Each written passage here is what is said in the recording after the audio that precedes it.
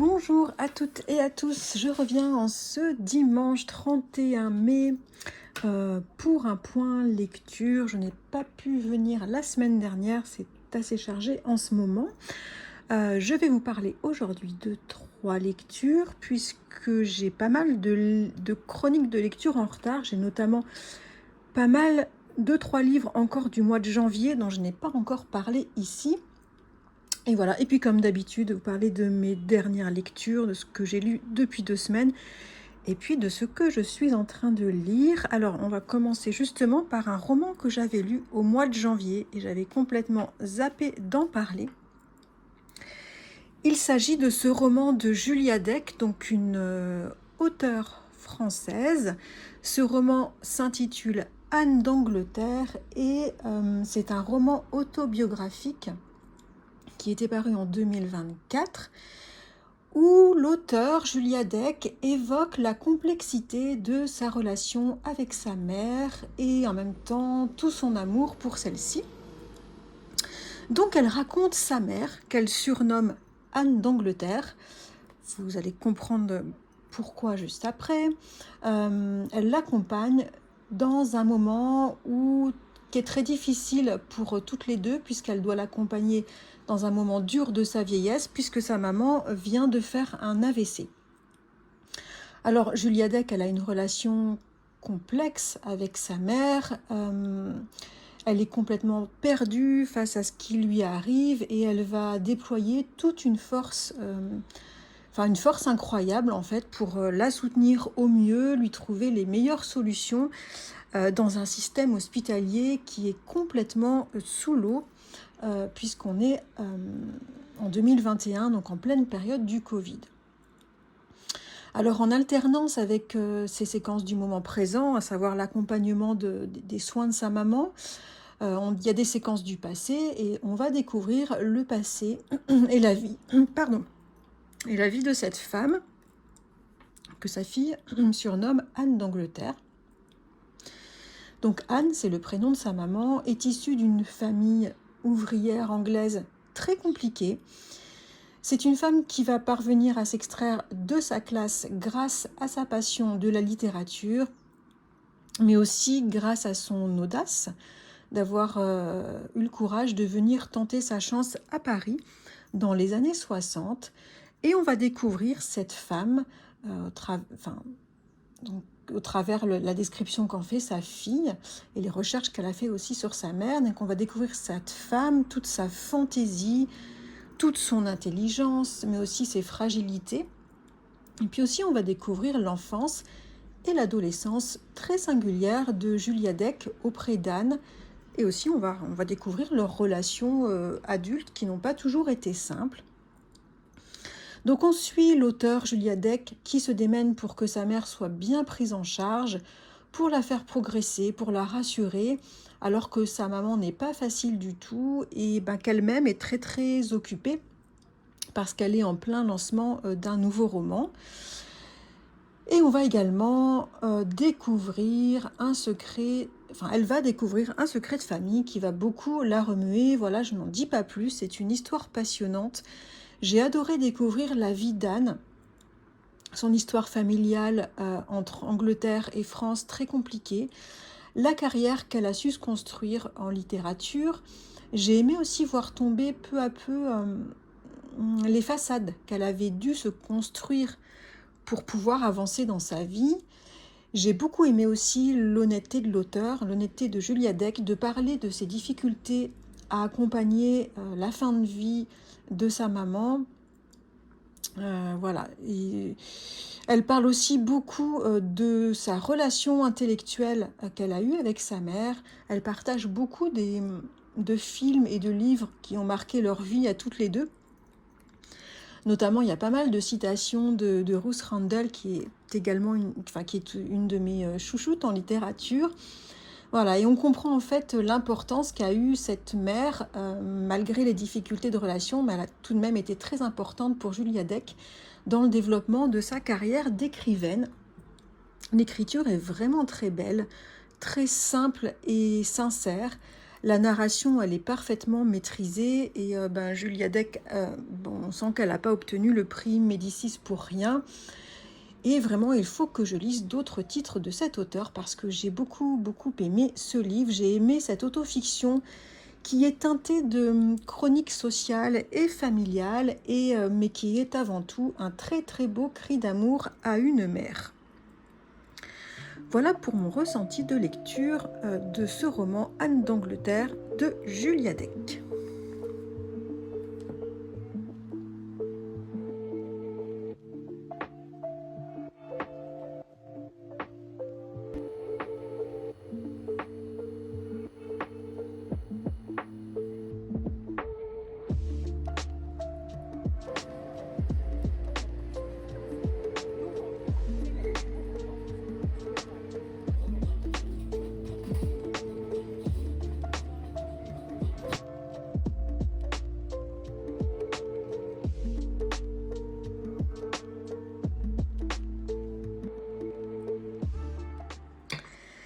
Il était temps également que je vous parle de ce livre, Les boîtes de ma femme, de l'auteur, c'est une femme, Eun Hee-kyung, auteure coréenne, que j'ai lu il y a un petit moment. Je l'ai lu en avril, juste après mon retour de voyage en Corée. Ce roman, c'est pas un roman, c'est un recueil de 5 nouvelles qui nous laisse voir la condition des femmes et des épouses en Corée du Sud. Et c'est pas c'est pas toujours joli.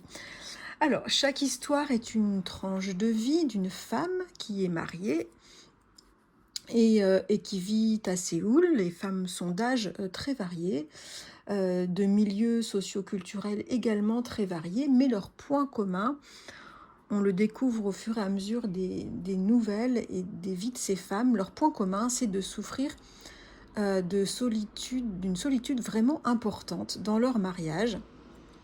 Et on découvre, je l'avais déjà perçu dans la littérature coréenne, on découvre que la notion de mariage est très spéciale en Corée du Sud. On se marie encore beaucoup par pression familiale. En fait, c'est l'objectif premier des parents pour leur progéniture, qu'ils se marient et qu'ils aient des enfants. Et les parents ont vraiment pour objectif pour leur enfant qu'ils fassent un très bon mariage. Donc il y a une grande pression autour de la beauté, des études dans les meilleures écoles, il y a des arrangements entre familles très fréquents. C'est assez sournois, c'est assez spécial. Et une fois mariée, la relation dans le couple, elle est très particulière et également très normée. La femme, elle gère les enfants et le foyer. Et ça, même si elle veut travailler, ce sera à elle de gérer son foyer et ses enfants. L'homme, lui, il ne s'occupe que de son travail, de ses amis, et il sort beaucoup, souvent pour boire. Ça crée des gens mariés qui ne se connaissent absolument pas, qui mènent chacun leur vie de leur côté, même s'ils s'entendent plutôt bien assez souvent, et c'est spécial. Ça crée une solitude assez effroyable chez les femmes qui ne parlent jamais d'elles à leur mari, qui manquent de confiance en lui, parfois qui développent de la haine pour lui, et ceci sans pour autant qu'il les maltraite, juste chacun est dans sa vie. Ça ressemble plutôt quand même à de la cohabitation, c'est vraiment particulier. Et en fait, l'homme reproduit juste inconsciemment les comportements très patriarcaux qui sont bien ancrés dans son pays. Donc voilà, on va découvrir tout ça grâce au portrait de ces 5 femmes qui sont racontées soit par elles-mêmes dans un journal intime, dans une nouvelle, ou alors par le biais d'un mari qui ne comprend pas bien sa femme et essaye de comprendre mais il n'y arrive pas, ou une autre femme racontée par un amant, ou une autre femme racontée par une sœur, une de ses sœurs, et c'est vraiment passionnant. J'avais trouvé qu'avec une écriture très simple, l'auteur décrit vraiment la vie quotidienne de ces femmes qui sont d'apparence joyeuses, mais en fait en profonde souffrance. Et c'est voilà, c'est des descriptions du quotidien très précises pour nous faire ressentir leurs émotions. Il y a aussi une petite touche d'ironie vraiment subtile. J'ai adoré cette écriture et certainement la traduction. C'est une analyse sociale très fine et pleine de sensibilité de la condition de la femme et aussi du patriarcat encore très puissant en Corée du Sud. Et c'était vraiment très intéressant parce que très en décalage, voire même un peu glaçant, parce que très en décalage avec le grand modernisme de ce pays et aussi très en décalage avec tout ce qui est mis en avant en termes de soft, de douceur, avec toute la K-culture. Enfin, c'était voilà, c'était vraiment très intéressant à lire et c'est une lecture que je recommande à toutes les personnes qui s'intéressent à la société sud-coréenne.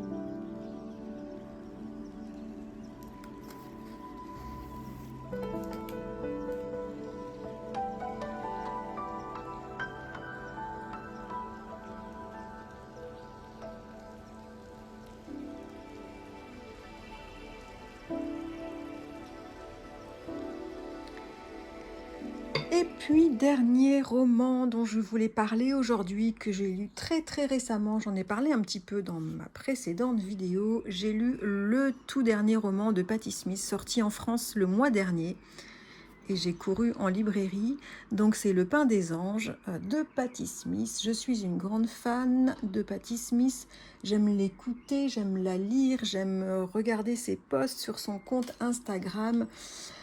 J'aime ses poèmes, j'admire ses photos Polaroid, voilà, son style et sa manière d'être, un peu mon icône, quoi, vous l'avez compris. Donc du coup, j'ai foncé en librairie dès la sortie en France de son dernier livre, donc en avril, et je l'ai, fin avril je crois, et je l'ai lu tout début mai. Et vraiment, c'était un bonheur de retrouver sa plume naturellement poétique, spirituelle, ses pensées très riches et sa fine vision du monde. Alors, comme souvent dans ses textes, c'est un texte autobiographique et la poétesse roqueuse qui quand même fêtera ses 80 ans en fin d'année, elle se livre avec beaucoup de fraîcheur, beaucoup de tendresse sur son enfance dans les années 50, dans un foyer ouvrier qui galère pas mal pour s'en sortir. On va découvrir une gamine très espiègle, à l'imagination débordante, une aventurière, chef de bande, qui s'est transformé un terrain vague en territoire magique propice à plein d'aventures extraordinaires. C'est super bien raconté. Elle raconte aussi sa découverte de la littérature et de la poésie grâce à sa maman qui était, je crois que sa maman était serveuse dans les bars, je me rappelle plus très bien, ouais, je crois que c'est ça. Et sa maman était grande fan de littérature, donc sa maman en fait savait lui offrir les bons livres au bon moment parce qu'elle avait compris que cette gamine très effervescente, la littérature pouvait l'apaiser. Donc dans les moments un peu durs de sa vie, elle lui offrait les bons livres et à chaque fois des ouvrages qui sauront répondre à ces questions existentielles parce que Patti Smith, gamine, posait tout le temps plein de questions en permanence. Donc elle lui a fait découvrir Rimbaud notamment et plein d'autres auteurs pour l'accompagner dans ces moments difficiles, pour répondre à ses questionnements incessants et aussi à ses souffrances parce que on découvre dans ce texte que Patti Smith était une enfant qui a été marquée par beaucoup de problèmes de santé. Ce texte permet aussi, j'ai trouvé que Patti Smith dressait un portrait vraiment magnifique de sa mère, qui a été sa plus grande fan groupie, mais aussi de son père et de son frère transsexuel, qu'elle a toujours soutenu et qui a été pour elle un collaborateur très précieux, notamment dans sa carrière musicale. Elle nous fait également une sacrée confidence au sujet de ses véritables origines en fin de roman. C'est une découverte qu'elle fera à un âge adulte avancé et qui va la bouleverser. J'ai trouvé ça très prenant, très sincère. On découvre aussi avec plaisir, et ça j'ai adoré aussi, les coulisses de son processus de création musicale et poétique, les concerts du début dans les bars new-yorkais spécialisés en poésie, la manière dont les enregistrements se passaient, plein de petites anecdotes autour de tout ça. Elle nous raconte le succès, les tournées. Et voilà, dans toutes ces aventures, on va croiser des très très grands noms comme Bob Dylan ou Bruce Springsteen. C'était vraiment très très intéressant. Patti Smith, c'est vraiment une femme très simple, passionnée d'art, de création, de vie simple, qui ne va pas hésiter à interrompre cette carrière musicale en pleine gloire après son mariage avec un guitariste de renom pour se consacrer durant plus de 15 ans à sa vie de famille. Elle va devenir mère au foyer, même si elle va continuer d'écrire, parce que du moment qu'elle a un mini coin à elle, un carnet et un stylo, elle est heureuse. Du moment qu'elle peut écrire chaque jour, elle est heureuse. Voilà, donc elle se contente de peu et elle voit de la joie partout. Et elle nous raconte aussi un petit peu de ses années de mère au foyer dont on savait très peu de choses. Elle évoque également ses nombreux deuils. C'est assez mélancolique quand même ce texte. Elle a vécu de nombreux deuils tout au long de sa vie. Elle parle de son veuvage très jeune, des ravages du sida parmi ses amis artistes dans les années 70-80. Et on en apprend aussi pas mal sur ces zones de fragilité. Je me suis régalée de son œil très aiguisé sur la beauté, de la spiritualité qui coule dans ses phrases, du partage très simple et très honnête et très frais qu'elle nous fait de certains éléments de sa vie. Voilà, c'est plein de petites anecdotes. On découvre une femme très très humaine, solitaire et indépendante, extrêmement simple, j'arrête pas de le dire, mais ouais, je crois que c'est ce qui la qualifie le mieux. Très fidèle à ses amis, enfin aux gens qu'elle aime, et préférant l'intime aux mondanités, préférant l'art, les mots et la pensée au bling-bling qu'elle pourrait avoir, mais qu'elle n'a pas du tout développé. Je recommande cette lecture de ce dernier texte de Patti Smith à tous ses fans. Moi, j'ai adoré.